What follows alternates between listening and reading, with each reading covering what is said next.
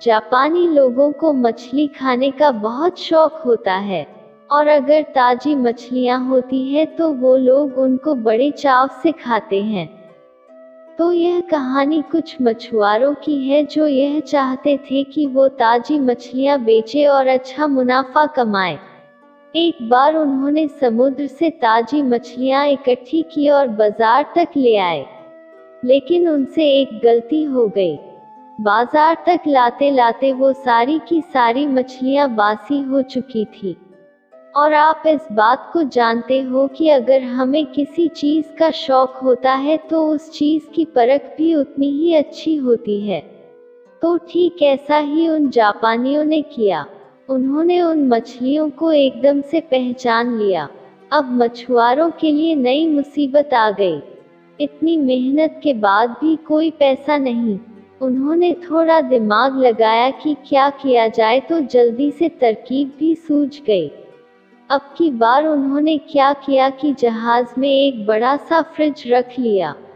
मछली निकालते और उसमें डालते जाते, लेकिन इस बार भी उनके साथ वही हुआ, वो मछलियां ताजी नहीं थी।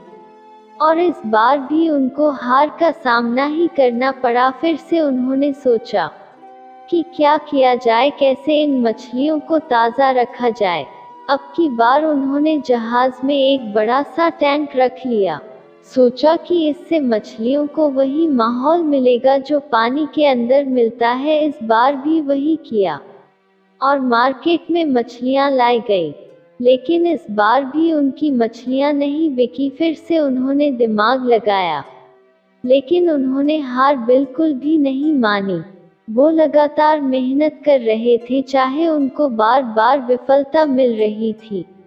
अब की बार उन्होंने उस पानी के बड़े से टैंक में एक बड़ी शार्क को डाल दिया।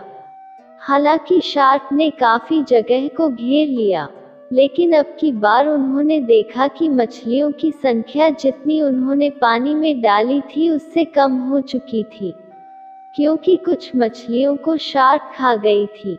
लेकिन बाकी की मछलियों को उन्होंने देखा तो वह ताजी थी और उनको अच्छा खासा मुनाफा मिला, और जापानियों ने उनको खरीदा और चाव से खाया। लेकिन यहाँ सवाल यह है कि वह मछलियाँ ताजी क्यों थी? क्योंकि उन मछलियों ने अपनी जान बचाने के लिए हमेशा तत्परता दिखाई, और वह जीने के लिए छटपटा रही थी। इससे बाहर निकलने के लिए उस शार्क से लड़ रही थी, इसलिए उनके अंदर जीवंतता थी, इसलिए वह ताजी थी। हमें भी इस बात से सीखना चाहिए और हमेशा सफल होने के लिए छटपटाते रहना चाहिए, क्योंकि इससे हमारे अंदर भी जीवंतता बनी रहेगी और हम भी आगे बढ़ते रहेंगे। कोशिश मरते दम तक नहीं छोड़नी चाहिए, क्योंकि हार जाओगे तो कुछ न कुछ सीख मिल जाएगी, और जीत जाओगे तो आपको आगे बढ़ने का ज्यादा हौसला मिलेगा।